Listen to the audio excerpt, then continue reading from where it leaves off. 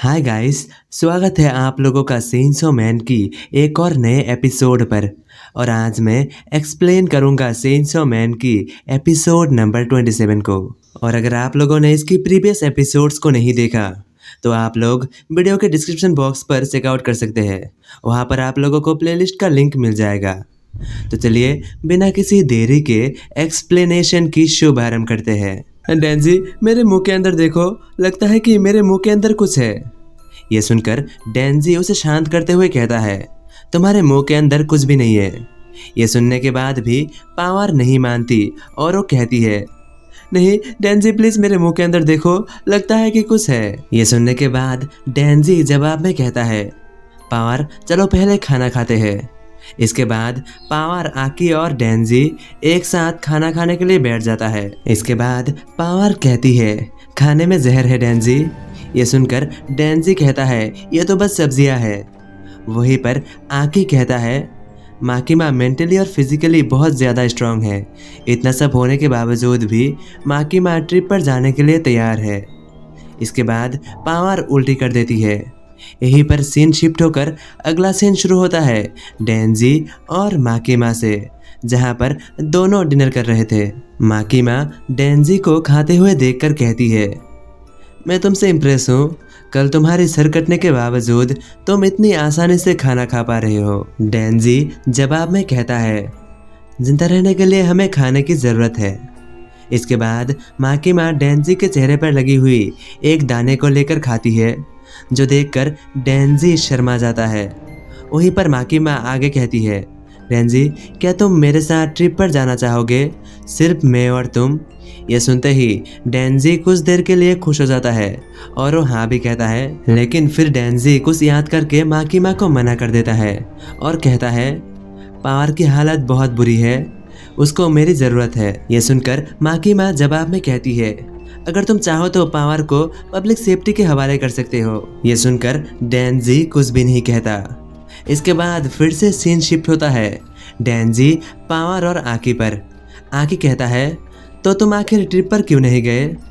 ये सुनने के बाद डैन्जी पावर और आकी की ओर देखता है और कहता है, मुझे नहीं पता। और इसके बाद हम देख पाते हैं पावर को, जो कि पूरा दिन ही डैन्जी के साथ रहती है। इवन जब डैन्जी बाथरूम पर होता है तब भी पावर उसका पीछा करती है और कहती है, डार्कनेस डेविल अब भी उसके पीछे ही है। और जब पावर बाथरूम पर जाती है तब डैन्जी को बाहर ही रुकने के लिए कहती है। और इसके बाद नहाते समय भी पावर डैन्जी को कहती है, डैन्जी क्या तुम मेरे साथ नहाने के लिए चल सकते हो। इसके बाद हम दोनों को देखते हैं डैन्जी और पावर एक साथ ही नहाती है और पूरा समय पावर बस एक ही बात कहती, डार्कनेस डेविल उसके पीछे ही है। और इन्हीं सब में पूरा दिन बीत जाता है और फाइनली सोने का वक्त हो जाता है।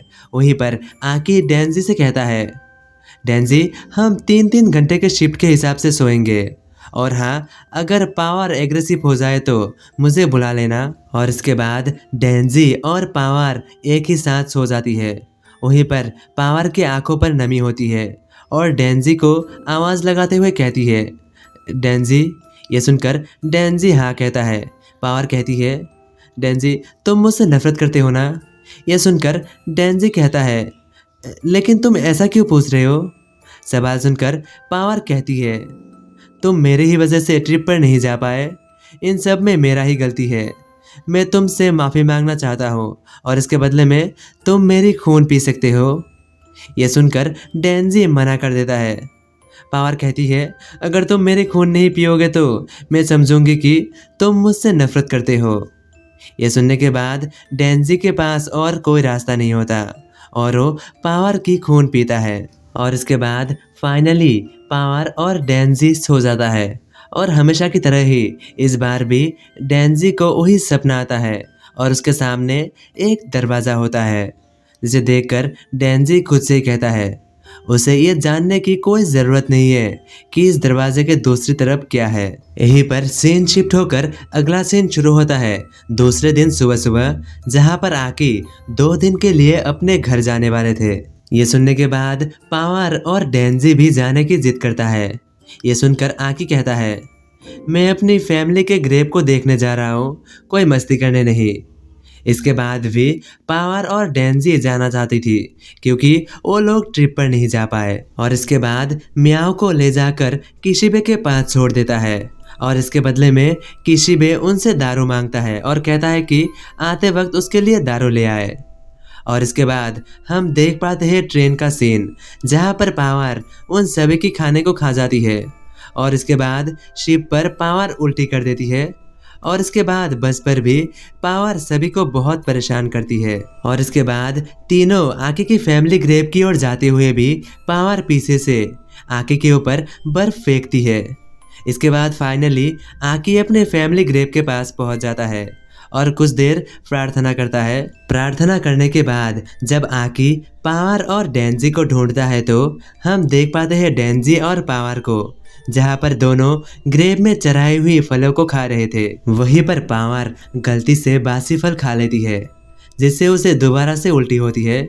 ये सब देखकर आकी बहुत ज्यादा परेशान हो चुका था। और इसके बाद सभी घर पहुंचते हैं और खाना खा रहे होते हैं। वहीं पर पावर शिकायत करते हुए कहती है, ऐसे खाना कौन खाता है, यहाँ पर तो सभी सी सब्जियां हैं। यह सुनकर आकी कहता है, तुम्हें इनमें से जो भी नहीं खाना है उन्हें तुम डेंजी और मेरे प्लेट पर उठाकर दे सकते हो। यह सुनने के बाद पावर एक एक करके सभी चीज ही उनके प्लेट पर उठाकर दे देती है और पावर के पास कुछ भी नहीं बचती। पावर अपनी खाली प्लेट्स को देखकर कहती है, ये तो पूरी तरह से खाली हो चुकी है, अब मैं क्या खाऊंगी। ये कहते हुए ही पावर डेंजी के हाथों के ऊपर काट लेती है। ये देखकर डेंजी गुस्सा हो रहा था क्योंकि उसके खून पीने से पहले पावर ने उससे परमिशन भी नहीं ली। वहीं पर आकी डेंजी और पावर की हरकतों को देखकर परेशान हो रहा था। इसके बाद सीन शिफ्ट होकर अगला सीन शुरू होता है आधी रात को, जहां पर डेंजी की नींद खुलता है और वो देख पाते हैं आकी को जो कि खिड़की से बाहर की ओर देख रहा था। ये देखकर डेंजी आकी से सवाल पूछता है कि आखिर आकी बाहर की ओर क्या देख रहा है, बाहर तो बस बर्फ है। सवाल सुनकर आकी जवाब में कहता है, हर साल जब मैं अपनी फैमिली की ग्रेव को देखने आया करता था तब मैं बहुत उदास हो जाता था, लेकिन तुम दोनों की वजह से इस बार मुझे इन ख्यालों में खोने का मौका ही नहीं मिला।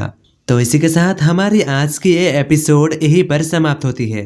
अगर आप लोगों को वीडियो पसंद आया हो तो एक प्यारा सा कमेंट कर दीजिएगा। तो मैं मिलता हूँ अगले किसी वीडियो के साथ।